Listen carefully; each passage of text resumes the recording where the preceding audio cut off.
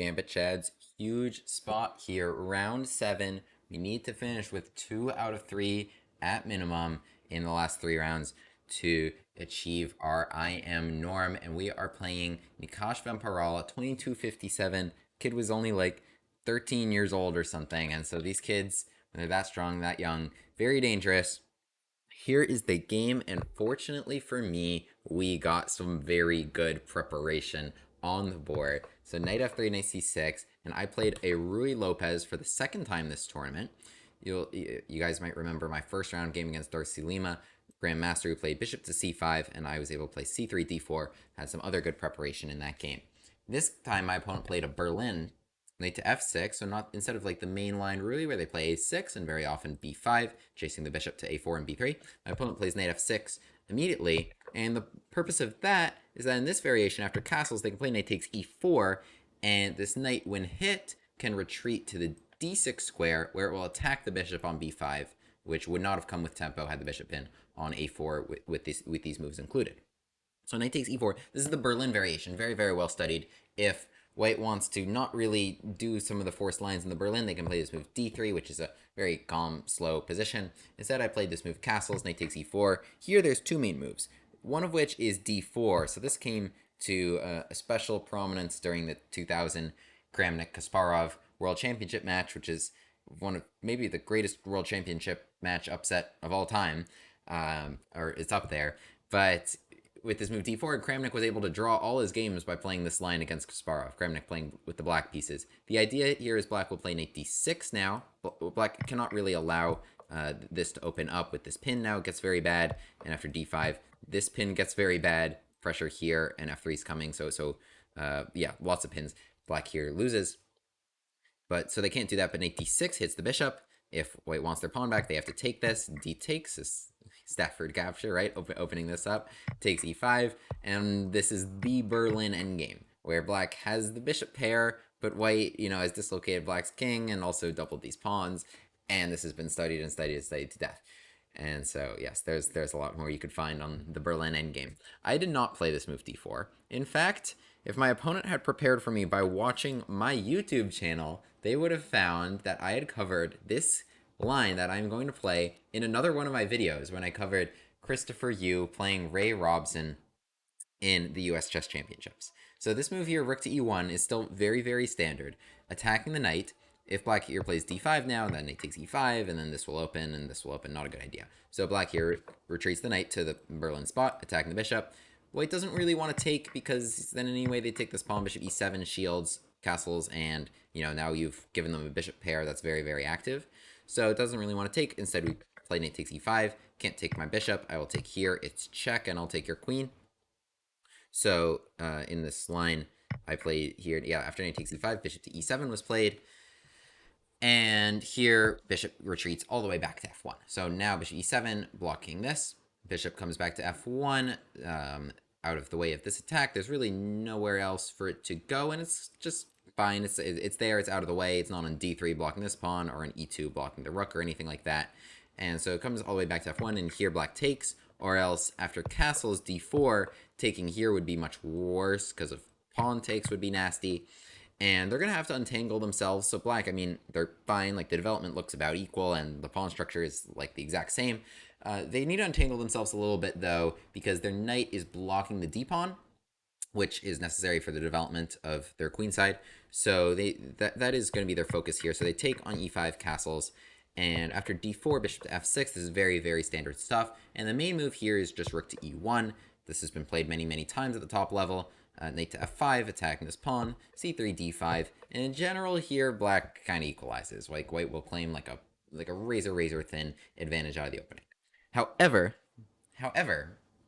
I had prepared, shout out to Mr. Christopher Yoo for playing this in the US Chess Championships, and I will link my video covering that game. I don't really cover many like Grandmaster games as they happen, but I covered that one in particular because it was a gambit. It was a gambit, and and it was a great one, and I played it in my own classical game on my IM norm journey. It is this move, bishop to d3. The engine is not a huge fan. But this move bishop to d3 is very, very dangerous. So you guys will note, right? Black needs this knight to move, right? And they need this rook to move to get access to the f5 square, which will attack here, and d5 to finish their development. If I play bishop to d3, I have taken away all the squares for this knight. Never mind. I mean, yes, I'm leaving my king, but I've taken away all the squares for my knight. So if you don't take my rook, that's a huge problem for you, right? This knight has nowhere to go. It's got to go backwards just to finish your development. So, okay, let's talk about taking the rook for a moment. The point of bishop to d3 is that you've taken away, you know, a lot of the good squares. Knight to e8 is forced. I covered this in that other video, so if you want to see more details on this line, you can look there. Knight c3. The funniest part is that Topalov lost a game here very quickly. So with d6 is kind of like the logical move to fight out of this. All your pieces are stuck on the back rank.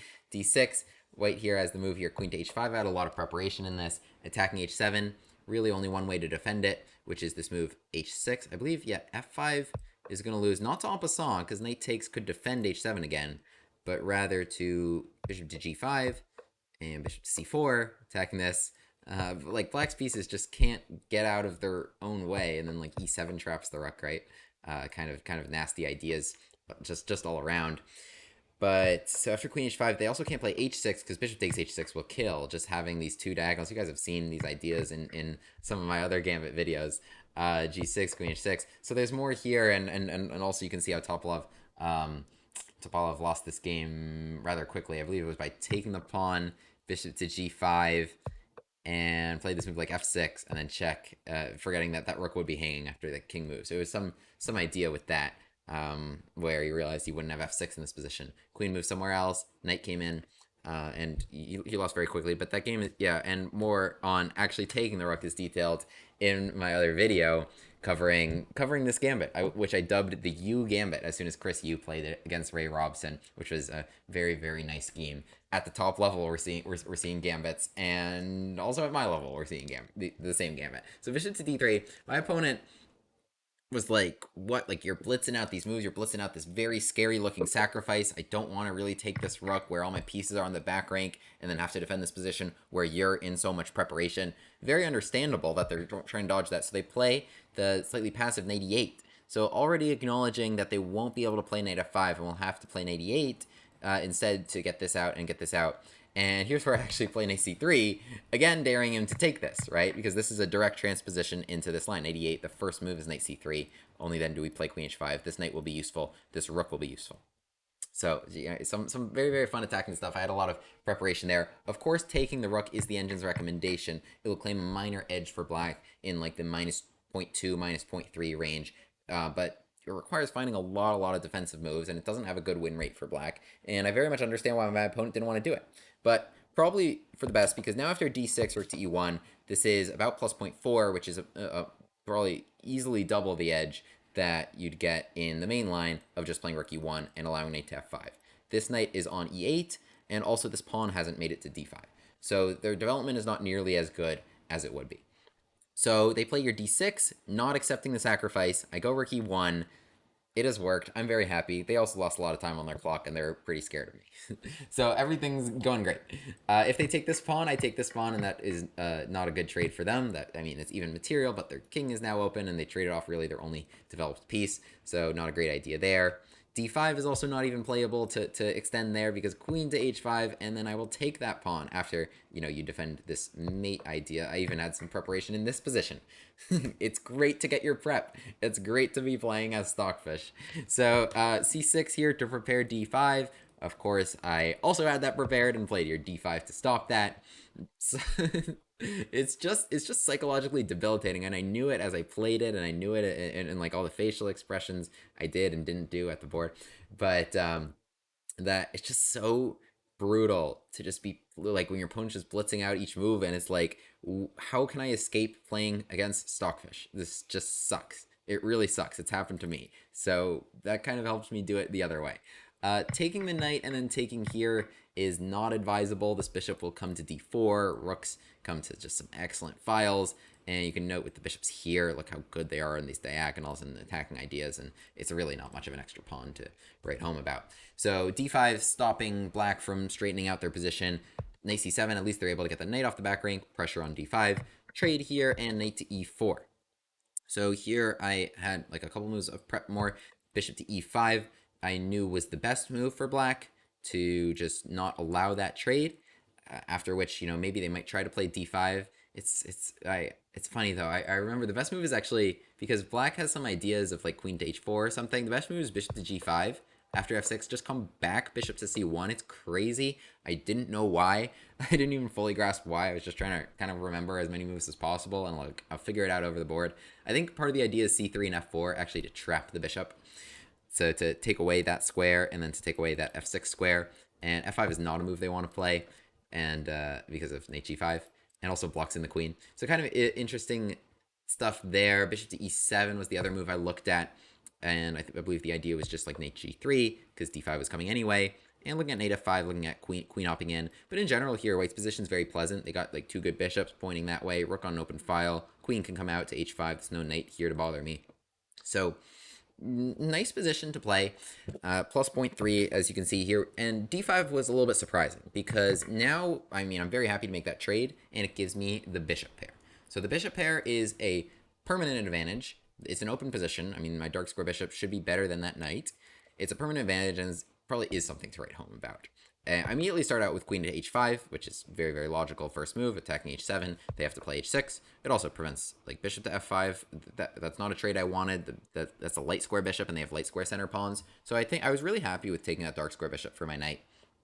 So with h6, here comes really my first think of the game. You'll note on my clock, it's a 90 minutes plus 30-second increment that I have like almost double their time. I have 87 minutes. I've only spent a few minutes. I really... I think queen to h5 was the only thing I had to think about. I actually, I don't know what I was even thinking about to spend 3 minutes. Probably just remembering my prep. So after h6 here, so we have a couple ideas. The first thing I really wanted to do was rook e3 and swing that guy across and really get that king. The issue is rook e8, and I think I have to take it. Because if I play something like rook g3 or rook f3 now, which looks very good. Queen is hit, and they got to defend against queen takes f7. Also, they got to defend against like bishop takes h6, right? That queen needed to be there. But if either rook f3 or rook g3, the issue is check and bishop a6. So then that is hit, and that is a big, big problem because that would be checkmate. And even if like takes h6, they can take this rook and again threaten that. So I couldn't really play it like that with rook e3 and just swing around. Bishop moves, they invite taking on b2, but it's probably not a good idea. So bishop moves definitely were possible.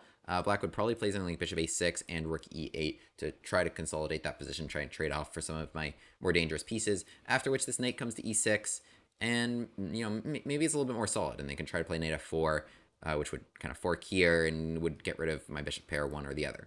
So I realized like this queen is actually doing a pretty excellent job. With b2, with h6, and also knight e6 ideas as well. So I was happy to really just play this endgame because I didn't really see a serious attack brewing for me. And so just played queen to e5, which is a good move, and we traded queens. And I liked my chances in this endgame. I have a completely risk-free endgame. I wanted to put my bishop on e3. That's a nice diagonal. I control the only open file on the board. Here come my pieces. My development looks better. I'll play c4, and I'll just have a bishop pair and grind him down in the endgame. I kind of thought I could. So with rook takes e5, that's what happened. My opponent plays this good move, bishop to a6, immediately trying to trade off for arguably my best piece, and trading off maybe not a great piece.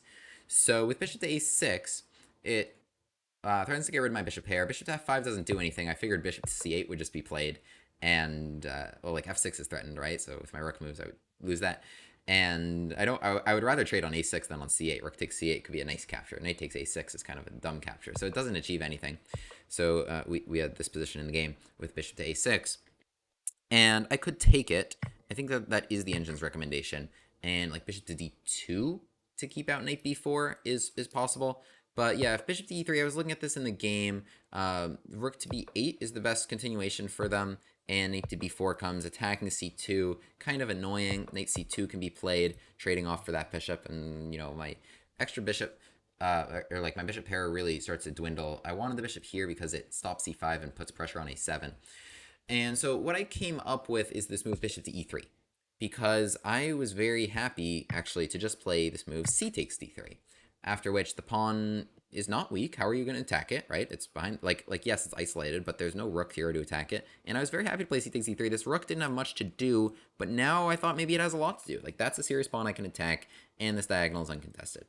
The reason the engine's not a huge fan of bishop e3 is because of this move, rook f to b8. So keeping the rook there, but the logic in that is that if they can make me play this move b3, then black can generate some counterplay with a5 and a4. And even though, like, that trade would give me a pass pawn, it, like, really frees their rooks and can give them a lot of counterplay here. So that's what they were looking at. And rook c1 here, the reason it's, like, not so great is because I will have, like, kind of some back rank issues in some lines. Maybe they should play rook a6 first, but I think, yeah, they can just play a4 first, and they're in business here. So rook f to b8 was definitely the best try for them in this position, after which the engine recommends rook e7, a6, and we might just be trading pawns like this the old-fashioned way. Some sharp line here, trying to trap this knight. Okay, anyway, in the game, that did not happen. I played here c takes d3, and my opponent did not have quite the right idea here with d4. And as soon as d4 was played, I knew that I had a very pleasant choice. I could play bishop takes d4, rook to d8. They wanted to make this trade to free their rooks, but they already kind of had freedom with rook f to b8 and and bring that pawn up if they could provoke b3. But after rook takes d3 here, knight to d5 looks like it might be coming, it might be good, but because this bishop is doing a great job. But I can play this move king f1, which actually takes away knight d5 because this rook would kind of be trapped. Knight to v4 would be losing as well. So, or maybe more precisely, yeah, or rook to e4 most precisely. But anyway, so yeah, so with rook takes d3, it really doesn't do anything. Like it really doesn't do anything. I mean, they have the open file, but they'll never have access to the d2 square. My king's coming to e2, and my rooks will be great. This is very playable. But I also really liked the option of just coming back bishop to d2 and not trading these off, because I don't need to give you that open file, and this is just one more weakness for me to work on. I have a couple weaknesses here, and I have really the only open file on the board. I'll play b3, it's very solid. I'll play rook c1, and I'll attack this, And it's a dark square pawn, it's a light square pawn. I'm very happy about that scenario with my dark square bishop, that my opponent's pawns are on the dark squares, and mine are not. So my opponent plays here rook e8. Again, the engine wanted rook f to b8 and trying to play, here trying to play, a5 is not playable. That was actually part of the other reason I played bishop to d2, is to take that away.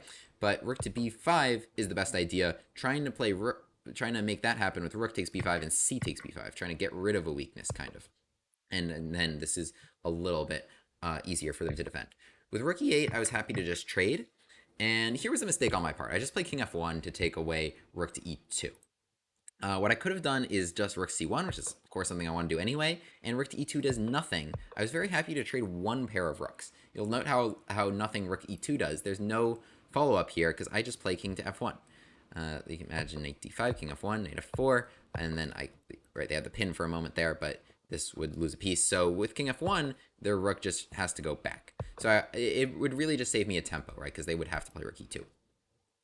But in the game, I did not save that tempo, and I played king f1 to take away the e2 square.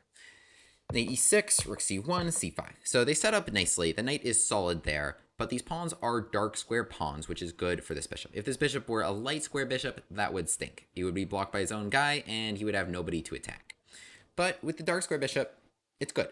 We're down to really one weakness, and they've got that defended. So this isn't winning by any means. In fact, like the king f1, the loss of the tempo there was quite critical, and now my advantage is back down to 0.2. I'm very proud of this next move, though. Which is this move g4. It is a very important strategical move that I think without it, I would not have any winning chances in this position. If I just play this move f4, and of course I would love to play f5, even if I'm not winning this pawn immediately, I would love to play f5, take the knight off of that post, get my pawns the light squares, opposite color of my bishop, and very deep into enemy territory, and take all that, right? But if I play f4, the issue is black plays f5, and then my pawn's stuck on a dark square, everything's bad. My bishop is now stuck defending it, right? And the knight has a target. So I don't want to do that. I want to play g4, take away f5, maybe eventually play f4, f5, but the other thing I'd love to do is waltz my king right in, and imagine, like, I just tried to put my king on f3, they'd play f5, and now every square here is screened. I can't get through. right? With this light square pawn and the light square knight that will control dark squares. If it's the light square knight, controls dark squares. So g4 takes away black from ever playing f5, and it's an important strategical choice. It also gives me the opportunity to get out there. So, and importantly, they cannot counter with g6 to prepare f5 because this pawn will hang. So my opponent here, I think, gets the wrong idea. I think what they should do is g5. It's very counterintuitive to put your pawn on a dark square, but it takes away f4 forever. And then this king now also can get in the game, and they really need to get the king in the game, or just even just king f8. Getting the king into the game, it's an endgame. You got to do it. But they switch now to queenside play, attacking this and rook b5 to try and support this a5 idea, and also to protect this pawn. Not the best choice. With 2 rooks on the board, this becomes much more dangerous with that rook's support, right? But now with 1 rook on the board, this isn't really going to get very far, and you'll see what I mean. I just play here king g2, continuing my idea, right? I'm not really ready to play f4 yet, because the thing about f4, if I play it, is I have to play f5 immediately, right? So g6 threatens f5. And when I say threatens, I mean threatens. This would be bad. This would be bad. This is a pawn that I would be stuck defending. Do not want that, right? So g6, I have to play f5 immediately, and it results in like a lot of trades. Knight g7, this is attacked. Like imagine my king were on e4 in this position. That's beautiful. That's what we want, right? h6 would be hanging. I'd go to d5, we twist the screws in this position. We make it harder and harder. But here with knight g7, it's like, okay, I can't support this. Everything's getting traded off, and it's chaos. I don't want chaos. I want order, and the order will be that your position's gonna stink. So king g2, a5, and so they want to play a4? No. I can just say no. I put my rook on a beautiful light square right in the middle of their pawns. There's no a4. There's no other rook to support it. And suddenly this rook is tied down to a dark square pawn that's just stuck there. And I have no weaknesses. Nothing can be attacked. Bishop is hitting there, tying down this rook. It's also taking away knight f4, complementing my light square pawn very, very well. Rook on c4 is just doing a great job. Also threatening rook a4, which would win this pawn, in addition to putting pressure on c5. So rook a4 would win this pawn right now. So my opponent has to take their knight off of its beautiful post just to play knight to d8 so that they can meet rook a4 with a defense. I don't actually have to play rook a4. I can keep my rook here, which is more in the game. If I play rook a4, it would take longer to get out of the game, right? But so now here we come. King to f3. Here we come. There's no f5 to stop me. King's coming right in there. So my opponent plays now this good move, knight to b7. Knight to b7, so now would counter king e4, would lose the game. Knight to d6 check would fork me there and there. So that's not good. So in this position, I play rook to a4 to get out of the way and to keep these tied down. And the great part, I've mentioned this before in some of my other videos, is that if you have an attacking piece on a5, so here on a5, that can move away if it wants to. If you have a defending piece, it cannot move away if it wants to. So that's the important distinction here. But you know, if this were all that it was, right, and Black's king got to the middle before mine was, right, like it's not like I have an extra piece that can also attack a5. This would just draw. Like I can keep them stuck here, but then how are you going to win the game, right? So that's why having just one thing, having just one weakness is not enough. Like I can keep them stuck, but then I need something else. So here my something else was I used my dominant position before to improve my king's positioning. And now my king is going to try to get in there. So my opponent, though, is going to be in time to stop the important king to c6. King to c6 would be the straw that breaks the camel's back here. Like that rook is it's a good balancing act they have right now. Everything's defending just so. King to c6 would actually trap that rook. So with king to d7, suddenly everybody is stuck a little bit. Like my king could move away, yes. I mean, their king cannot move away. And their knight, none of these pieces can really move away. But it's not like Zugzwang or anything. They can go back and forth here. They make a pawn move, right? So it's not a Zugzwang situation. They can go back and forth. So I mean, it's infinite moves. But if I play rook c4, then their rook is free, right? And then they can play rook f6 or give me a check and start causing some problems for me. And it takes me a minute to get this rook back in the game. So I do need to time things right.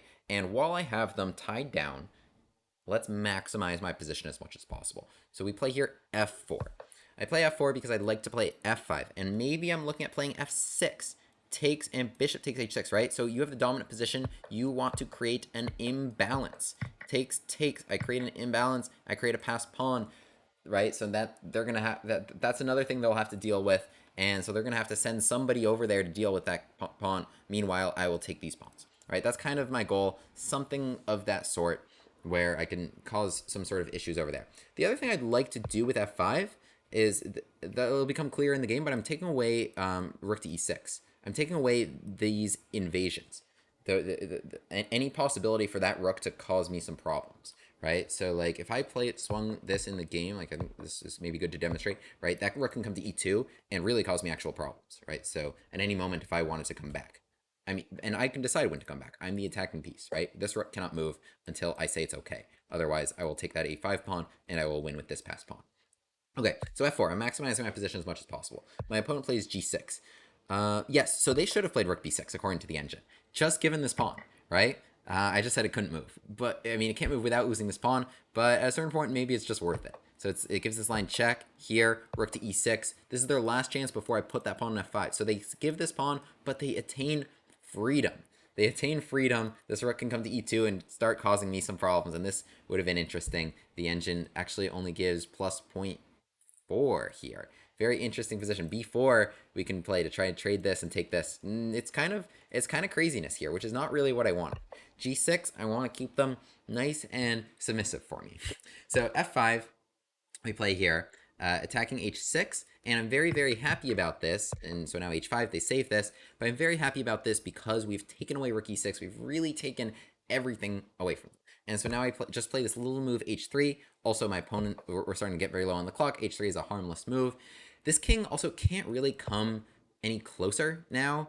Well, there's this issue that's arising now. So Zugzwang's starting to become very serious for them, because there's no g7 pawn that would stop my king from feasting on the king side here.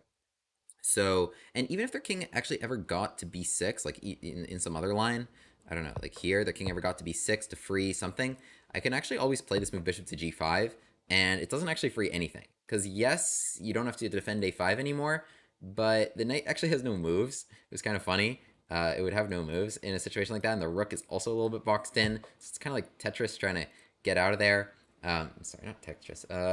What's that game? The cars game I played as a kid where you had to move them. Traffic jam.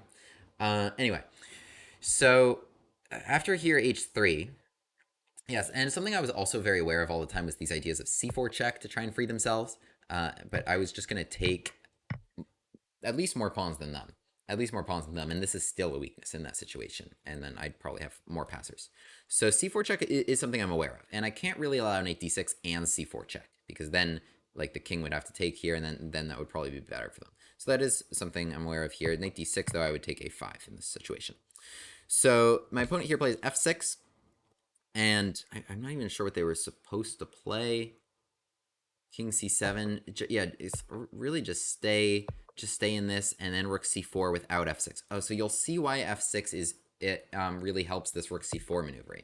I mean, it makes sense. Like, you just need to kind of make a move, and my opponent is getting very, very low on time, which is also part of me trying to put more and more pressure.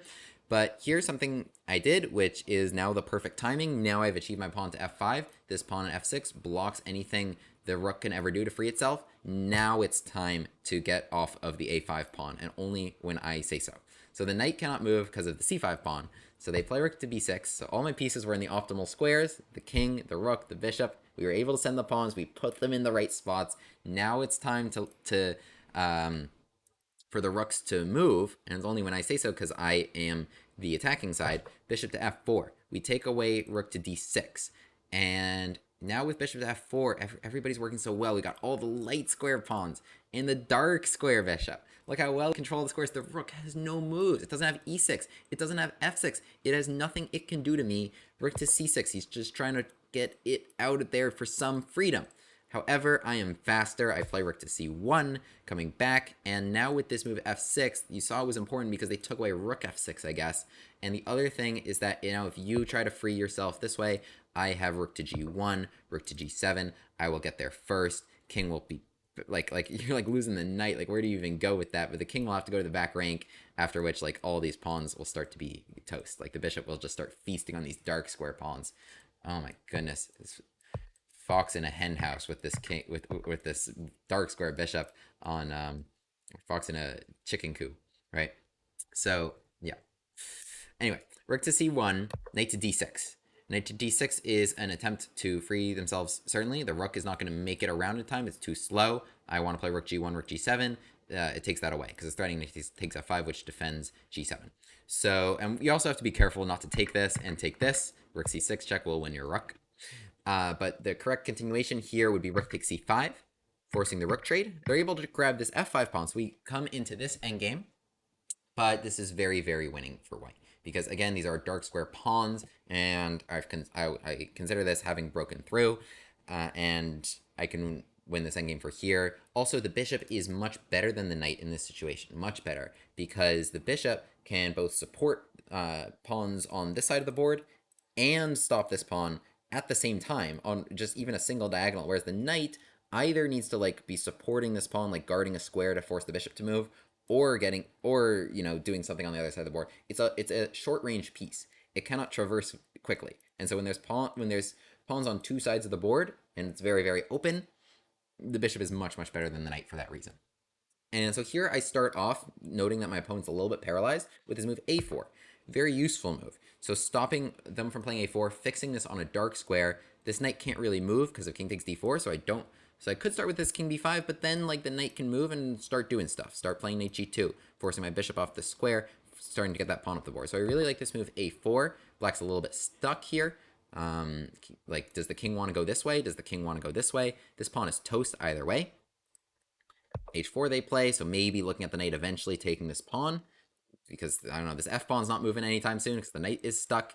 And so bishop to d2. I'm eliminating this pawn, actually not with the king. The king is much slower, and the king's also doing a great job tying down the knight to that pawn and thus blocking this. So bishop to d2, we're going to eliminate that, and we're going to get rolling with these guys. So here comes king e6. We grab a5, knight to e3 now, offering me this d4 pawn.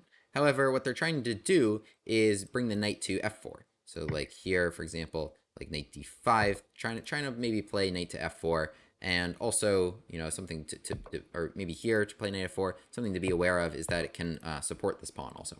So I didn't need so many pawns. I really only need the important ones. And so here's why I played this move, bishop to e1, which also threatens to really get that guy rolling very quickly, and targeting the h4 one, which is the only one that can really do anything to me, I thought. So they play this move, knight to g2, hitting the bishop, protecting the pawn. And here's where I did something. Here's where I thought for a minute. And you'll note actually how low our times have been. This is a 30 seconds increment. We get 30 seconds for every move we make. But with this move, knight to g2, they're attacking my bishop. I have to be careful here. If I play this move, bishop to f2, they can play knight to f4. And then we start trading off a lot of pawns.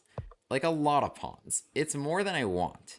If they can now and then arrange like the king getting over here, then, any situation, and then the knight also getting over here, even if they like don't have this pawn, right, then maybe they'll be able to take the knight for both pawns. I don't know. I didn't want to make too many pawn trades, so I didn't really want knight f4 happening. And the other thing was that bishop to d2, this is a little bit scary because this pawn goes, and I can really only stop it on dark squares, and I'm not going to be able to stop it on that dark square. And once it gets to f3, I also cannot arrange to block on f2. I don't have access to that square or that square. Right, so it gets a little bit testy for me here. So, I mean, f5, I have king takes d4, and so this wins. Bishop d2 still wins, to be clear. It's probably actually the best way to win. It guards this, and king e5, we can play your a5, f5, and we just kind of win this race in this position. Like, we just kind of promote first. They have to spend that king e5 tempo to guard this. So bishop to d2 is the best way to win for that reason, that we can win by a single tempo, but it was a little bit... I felt not so good about it, and especially because I was also calculating this other line where, well, just go. Just go. So a5, they take my bishop and a6. Okay, gotta be very, very, very careful here. I cannot emphasize that enough. If this knight catches my pawn, I will probably not just draw, but lose this endgame after having played very, very accurately. So the knight absolutely cannot catch this pawn. The king is also one square away. So king d7, we can just play a7 away. So very, very important. So knight takes d3 check. We have this move, king to b5, which is definitely got to be the right choice. Because you look at this, that's the distance that you want to be from a knight in order to not get checked by it, right? 2 squares diagonally. It's a good thing to know. It takes the knight like a few moves to give you a check, right? And that's what can get you. That's what can get you is checks, right? So for example, like takes here, knight to e5, and now like we can't play a7 because of this fork, right? Would win your pawn, or knight to b4 is more precise. It actually attacks the pawn, and so we'll now win the pawn, right? So that is very, very dangerous. Something like king c4, knight e5, and then the knight will again catch the pawn. The knight can't like if the king were just like way away, this knight is not catching the pawn. Like we just play a 7 and 8. But the king needs to kind of get out of the way a little bit. So king b5 is the most precise, but we still have to continue being precise. And this is something that I had to calculate very precisely when I played a5, losing the bishop on e1. That now they have another resource, which is knight f4. This gets very tricky, right? That it can zigzag knight d5. And if we promote to a queen, knight to c7 check, and you lose. So, and if we promote to a knight, then I think this actually goes, right? If promoting to a knight is the only way to not get forks. So that doesn't work. It's very fortunate for me that the king was not on d6, in which case knight c7 can be played no matter what. But here we have the very, very nice move, just taking away knight c7. This move, king to c6. So king b5, even though it was so far from the knight still had tricks, right? But king to c6, very good spot to be in, blocking these 2 squares, which are the only squares that could ever block a8. My opponent can give another check, but then king to b7. If my opponent checked on e7, I would be going king c5. That's the distance I want to be. No more threatening forks after here. Like, for example, king b6 here, then they can go check and take it, right? So you got to be careful. Knight to b4, I didn't have access to the d6 square to be too diagonal, but we do have king to b7, after which we can promote, and all was good. Indeed, a5 was a good way to win the game, just giving up the bishop, but it was more risk, if you put it that way. I mean, it was completely winning, but it was more risk than I had to take, because, any knight check would have been very, very bad. But, okay, d3, and so here is it just completely winning. I'm in time. Check, check, and we eat that pawn, and here, so my opponent resigned. So, wow. What a game. What a game. I think this was just I'm really, really proud of this win. I had played more accurately in some other games. Here we're at 96%. And, I did have that error of playing king to f1, but I liked kind of all phases of this. I liked my preparation. I liked that I played a gambit in this. Gambit man plays a gambit for his IM norm, that he plays this bishop to d3. I like the intimidation. I like the psychological factor of my opponent not wanting to accept that, even though, it is the engine's recommendation. I like that we got the bishop pair. We trade into the endgame. This might not have been the most precise, but because of this idea, I don't think it's that obvious. But here we traded 1 pair of rooks, which was ideal. That's the exact amount I wanted to trade. Now their queenside counterplay is just going to cause more problems for them than it is for me. King to f1 was not the most precise. It was an important tempo that I lost, not playing rook c1. I could allow rook e2 and gone here. But anyway, so I like this g4 move. I'm also very, very proud of that, to take away f5. And, we really twisted the screws on them. We made their position harder and harder and harder. We tied them down. We maximized our position. We made sure their counterplay along the 6th rank was gone. And only then the piece that's threatening checkmate can move. The piece that's defending checkmate cannot. Right? And so I can do it whenever I want to, and I wanted to after pushing these pawns, taking this away. And so then this maneuver was decisive, and we were able to also clean this up with some accurate calculation in that tricky part. So yeah, so we're playing good chess. We're close. We're close. That is a huge win to bring us from 6 out of 7 to 7 out of 8. Yes, I'm sorry. From 5 out of 6 to 6 out of 7. I was confused for a second. To 6 out of 7. And being at 6 out of 7, great spot to be in. You only need 7 out of 9 minimum to clinch a norm. So stay tuned for the last couple of games to see how that happened. Thanks so much for watching, and have a great day.